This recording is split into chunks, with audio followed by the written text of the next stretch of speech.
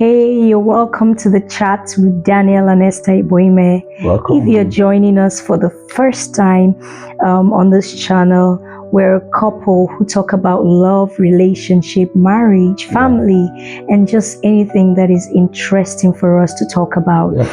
Today on this channel, we're going to be talking about a hot topic, isn't it? Right. We're going to be talking about common problems in the first 5 years of marriage. Let me ask you, have you been married for up to 5 years? Are you married? Or have you been married for more than 5 years? It's okay, even if you've been married for more than 5 years, I think there's something for you to glean today.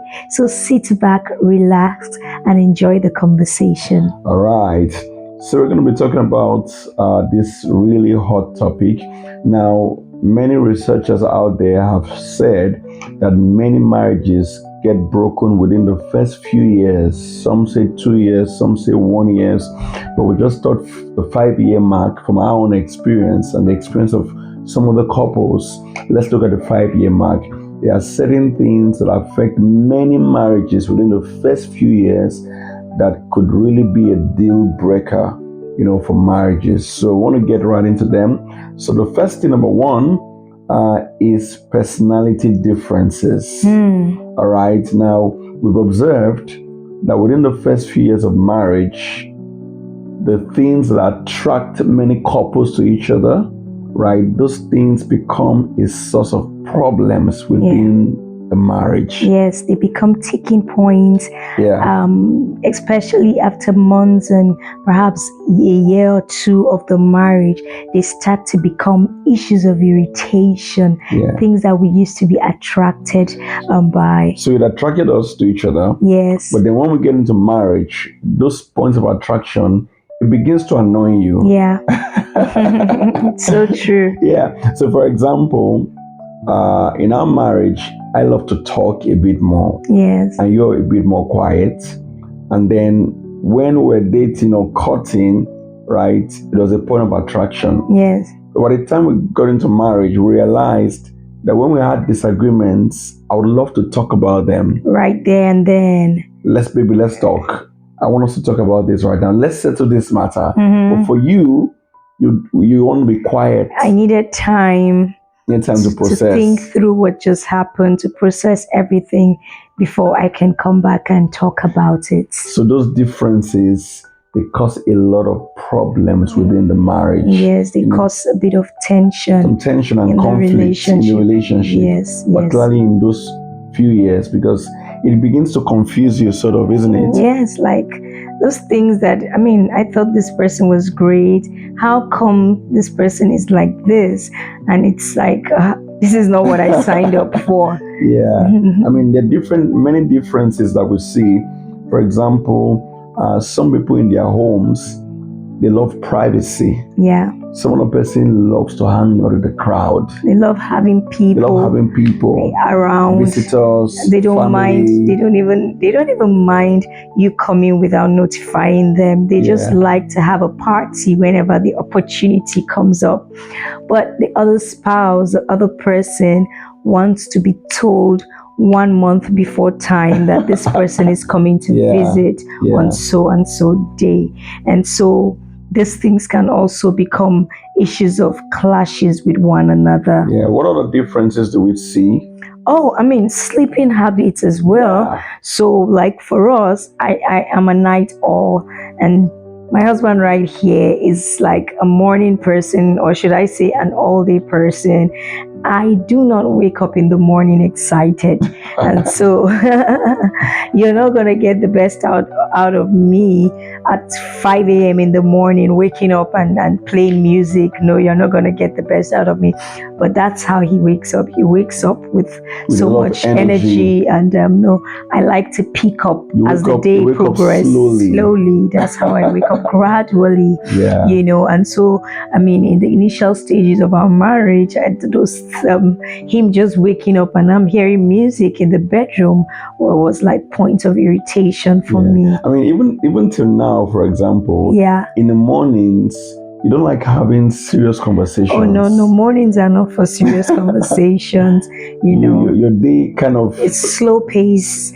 Yes, You it start your starts day slowly. slowly. Yes. You don't like serious conversations No. in the morning and all that. No, they're not for me. I could talk about serious stuff Any day, anywho, anytime.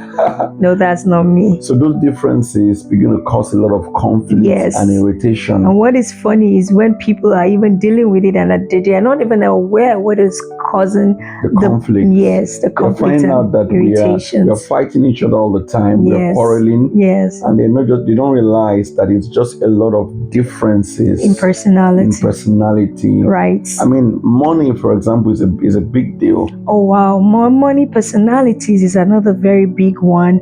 And what I find with money personalities is sometimes people, I mean, of course, if you did not learn about money personality before marriage, people don't quite get it until, months after the marriage. And you're like, wait a minute, this girl is a spender. She wants to spend every money that comes into her hands. Can't keep track and spends and splurges and buys on impulse. That's a spender right there. Yeah. And then the other person perhaps is a saver or is a hoarder, and so does not really want us to have fun. Is always, what can we save? What do we have saved? Always, let's think about tomorrow. How much is remaining? Yes.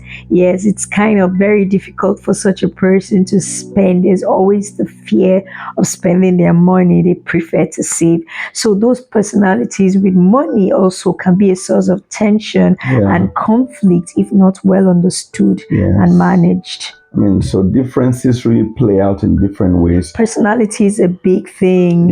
It's a big thing, and you can't exhaust knowing about personality differences. Sometimes even beyond the 5 years of marriage, your spouse just does something and you're like, oh, I didn't see this about this person, but your take should be one of a student of your spouse, so that you're observing how they do how they do things and the way they relate, basically. Yes. Because you just know that you both are wired differently. Yes. And this is how this person is wired. Yes. Not because they are bad or they don't love me. Or they don't respect you. They don't respect me. It's just that they are wired differently. I mean, I remember it used to really annoy me when you wouldn't want to talk about issues. And for me, when we had a misunderstanding, I want to talk about it. Right there and then. Or you wanted me to give you a specific time. Yes. That we need to address the issue. And I'm like, I've not even figured out the issue. What just happened? You want me to figure out what time I should give you? Yes. No, brother, you have to wait a while for me to come round. Right. So basically, when people see themselves having these differences, how can we address them? First of all, like I mentioned, is first begin to be a student of your spouse. All right. Rather than being a critic of your spouse, begin to become a student of your spouse. Just observe how they do things, their responses to things, their behavior and manner of doing things. If you sit from the vantage point of a student, then it is easy for you to glean and learn how they do things. And then it's easier for you to now become understanding of why they do the things that they do. The reality is, one of the mistakes I made early in our marriage was I was quite critical. I used to complain quite a bit. You don't do this, or you always do this. But I learned that I really had to study you more. Just knowing that we are wired differently in many ways. The way I think, the way I was brought up, my training, my personality is just so different. So I had to study you a bit more to realize that this is how you are in certain areas. And the fact that we're married and we're believers and Christians doesn't mean you're going to change automatically. No. I mean, there are some things that adjustments will be required. Really. I mean, I got to realize that there are certain things I cannot change about you.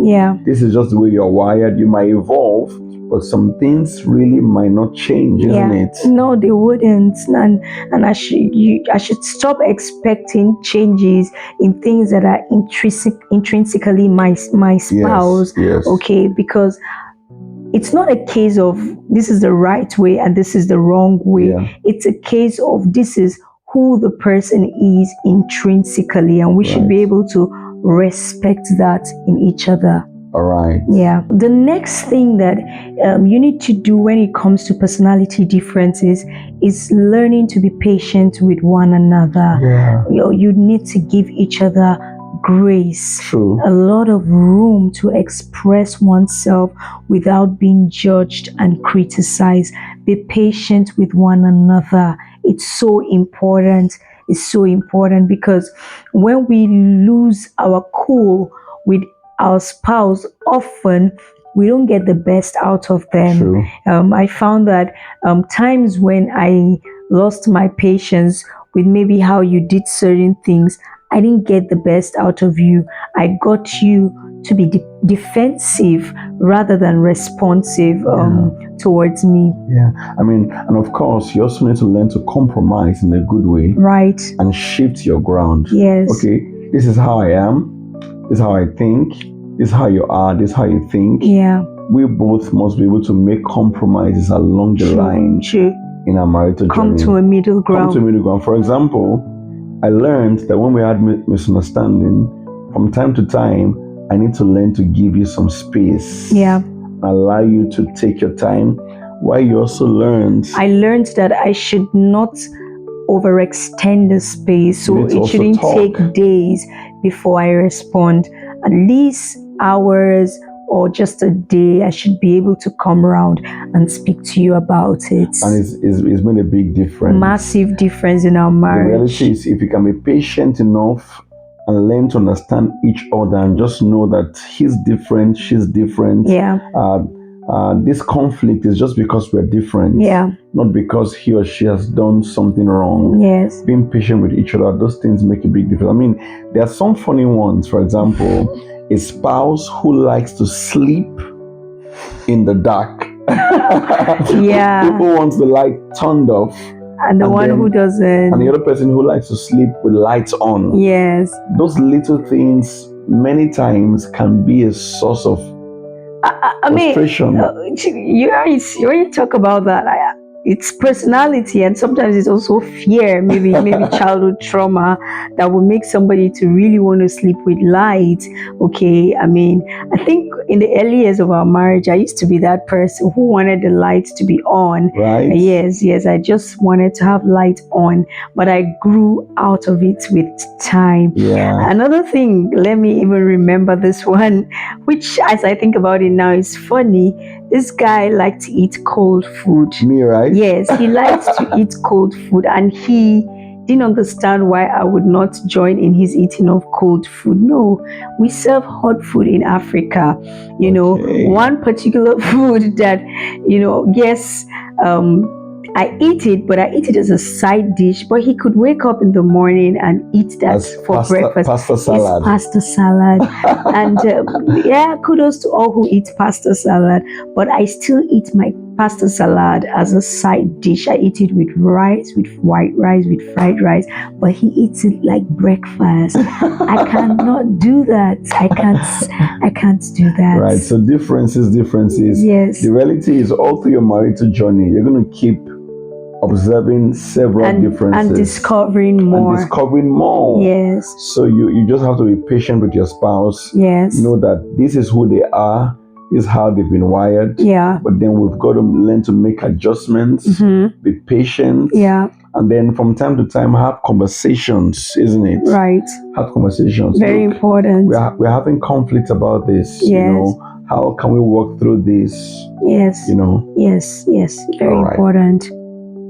All right, so the number 2 issue or problem that we notice in the first few years of marriage is unmet expectations. Unmet expectations is a big thing. I don't know about you, but everybody or most people come into marriage with certain expectations of what marriage would be like and what their spouse would be like. And in the first few years of marriage, it then begins to become a shock because you realize this is not what I signed up for. This is not what I thought marriage is about, or this is not who I thought my spouse is or would be to me. Yeah. All right. So those kind of things begin to make a person dissatisfied, frustrated as well, unmet expectations. So, what are some of the unmet expectations that you had of me? Sometimes, for example, you expected that while in marriage, it'll be all fun. It'll be like our dating years where we are going out, you're having a great time, laughing and all of that. But as you get into marriage, you realize that sometimes it's not like that. You have to be intentional about creating that fun, you know. But I asked a question and I need you to answer. Okay. In the first few years of our marriage, what expectations did you have of me that I didn't quite meet? One big one is love making. Yes, one big one is love making, because sometimes, particularly for men, mostly you get into marriage and in your mind, you know what, love making should be happening like every day or every other day.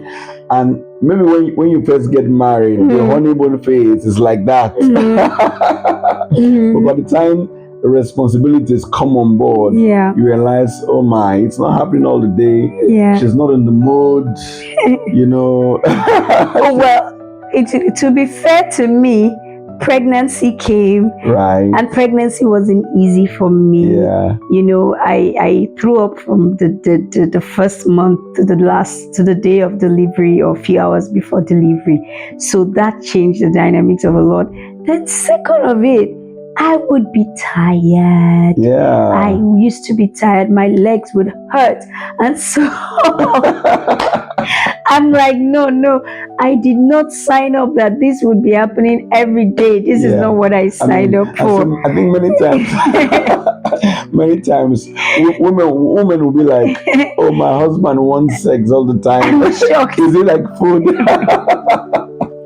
I was shocked. I'm like, no, this can't be possible. You can't be expecting this every day. No, you don't know what's going on this body of mine, you know. So that's one unmet expectation in many that we marriages. had to walk through. We had to walk through. The sex thing sometimes an unmet expectation. I mean, there's several other expectations. What are some other unmet expectations? Sometimes you would feel, maybe for a lady, that my husband will be spending a lot of time with me. Like, we'll be having a lot of time to talk, have conversations, like when we're dating. And sometimes it doesn't turn out like that, isn't it? I mean, when I think about us, and maybe I think about the first year of marriage, that wasn't quite an issue for us. No, that wasn't quite an issue. For me, my unmet expectation probably started when I became a mom. Yes, when I became a mom, because motherhood can be a lonely journey. And so as I became a mom, I expected him to be more involved in the process, in the journey with me. But obviously, being a pastor, ministry was carrying him a lot, you know, and that kind of was an unmet expectation for me. I mean, expectations are always a big deal, because the reality is we come into marriage and there are certain mental expectations. And I think to really deal with this, when you are noticing conflicts due to unmet expectations, you must learn to communicate them respectfully. Oh, before you talk about even dealing with them now, we talked about our expectations, which to an extent is sort of realistic expectations, but there are people that come into the marriage with unrealistic expectations. Okay, so for example, a spouse feels that, maybe the lady feels, my husband should bring me breakfast in bed every Saturday. So what do you think about that? Is that realistic? That might not be a realistic expectation. Or maybe you think we should go out, go hang out every week, or every weekend, go eat out every weekend. That might not be a realistic expectation. Because you have to consider what your account is saying. Do you have the wherewithal to get that done, you know, to make it happen or not? So they are realistic and unrealistic expectations. So the reality is, your expectations must first of all be realistic. It must be realistic. You know, And then when there are realistic expectations, you need to now communicate them Right. respectfully, lovingly, without confrontation, isn't it? Yes, without judgment, without being critical, just communicate respectfully. This is what I am expecting. This is Yeah. what I was hoping for, but I don't quite see it I mean, happening. I remember during pregnancy time and even post-pregnancy when we had our first baby. Yes. Of course, you wanted me to help you out a lot. Yes, even bathe the baby. Yes. Because it was all overwhelming. It was for overwhelming. me. Yes. Even though, I mean, my mother-in-law was around, your mom was around then. Yes, she was around for just a month. Yes, you needed my help. Yes. You needed my support. Yes. And it used to really tick you off. Yeah. You would get so angry, you would get hurt, and you couldn't really communicate initially. No, I couldn't. You were just frustrated all the time. Yes. And I didn't understand why you were frustrated. Yes. You couldn't quite articulate what you were dealing with and how overwhelmed you were. Yeah. But I think at some point you had to tell me, look, I'm home all by myself. I've got to wash. I've got to clean. Yes. I've got to cook. Yes. I've got to think about different things. The baby's crying and I've got to figure out why she's crying. Yes. I mean, and then in such times I'll tell you, oh, the baby has pooped. Yeah, and I'm in my mind, why don't you get the wipes and clean the poop and change the diaper? So at some point you have to communicate to me and say, look, I can't do this all by myself. Yes. I'm gonna need my help. Your help. You're gonna need my help if I need you to be a wife to you. Yes. Yeah. So you have to communicate. So I think with expectations, when there are realistic expectations, the ability to communicate them lovingly, respectfully, in a manner that is clear to the other person. Yeah. So they can actually understand what you're saying, isn't it? Very important. Very important. It took me time to kind of figure out what I was dealing with and articulate what I was dealing with. But when I did, it made a whole lot of difference. It made me realize that my husband is not a bad person. He's not a wicked person. Yeah. It's not as if he didn't want to help. He didn't know any better. He had never been a dad himself. This was his first time experience of being a dad. And he was ready to move the mountain as soon as I communicated my needs to him. That's awesome. That's awesome. So what's the next issue that we see in the first few years of marriage? What's another issue? House chores. Whoa, yeah. House chores. House chores, roles and responsibilities. Yes. Many times this is a big issue. Like, who's going to clean? Who's going to do the dishes? Who's going to do the dishes? The laundry. Cook. Shopping. Shopping for groceries. Did we have those conversations before we got married? Interestingly, not really. I can't remember if we did. But the truth is, many couples do not have those sort of conversations before getting into the marriage. They just think, you know what, we love each other. We're going to have a great time. Yes, and I mean, I'm coming from where we are from Nigeria, from Africa. There's the what do you call it, expectations that the woman is the homemaker, so she automatically takes care of the home. But we see that times are changing, gender roles are evolving as well, and so these conversations need to be had, which I don't think, even if we had those conversations, we didn't have it in detail. Yes. Me as a person mentally thought I could do it. I didn't think that you thought you could do everything by yourself. Yes, I thought I could do everything by myself. I didn't think it would be a matter of who is going to do this, who is going to do that before we got married. I never thought it was an issue. And in fact, in the first year of our marriage, before the baby came, I think I was doing very well. I was doing fine. And my house was always spot on, clean, clothes were always washed. Meals were always hot and ready before he came back to work and all that. But as the baby arrived and then mom came and left, it started to... It was overwhelming. Yes, it started to feel a bit difficult. Many times it's really a source of conflict in marriage, because if you're here in Nigeria, in Africa, where, I mean, both of them, husband and wife, Yeah. are both working. Yes. There's just so much to do, to get done. so much house There's chores, children in the picture. children to take care of, and all Yes. of that. Yes. So those conversations really need to be had. They do. Who is going to be doing what? Who's going to take out the trash? Yes. Who's going to go shopping? Yes. If you're in Nigeria, who's going to fill the gas? Yes. Who's going to get fuel for your generator? Yes. I mean, they're enormous, the responsibilities. Who's going to do school runs? Yes. To drop off the kids, pick up the kids. Yeah. Many times, if you don't have those conversations clearly, respectfully, and in love, it could be a source of real conflict. Yeah, and hurt and pain, hurt. especially for the spouse who tends to be doing the bulk of it, that tends to be doing the heavy lifting. So they feel like they're being used, and it feels unfair, in that regard. So those conversations need to be had. Yeah. If you're already married and you're already having issues to do with chores, you need to sit with your spouse and have that conversation. Okay, if you have the resources, if you need the help of a maid, by all means you should get a maid. Yes, if you need the help of a nanny, by all means you should get a nanny. But or you could get maybe paid cleaning. Yes, just a cleaner that comes in a couple of times during the week.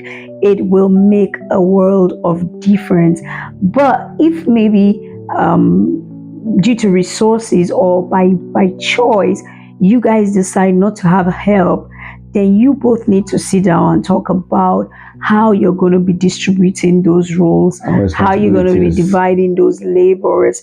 If you want to enjoy your marriage and you want your marriage to stand the test of times, you can't ignore the conversations about chores. Absolutely. Yeah. So those are a few things. In the next video, okay, we're going to be sharing more about some more problems in the first few years of marriage. So please drop us a comment. Let's know which one of these problems resonates with you. Yeah. Which one are you dealing with currently in your marriage? Absolutely. And let's hear what you think. Please like, share, subscribe to our channel. All right. Thank you once again for staying all the while up till this point. See you in the next video. All right. Bye. Bye.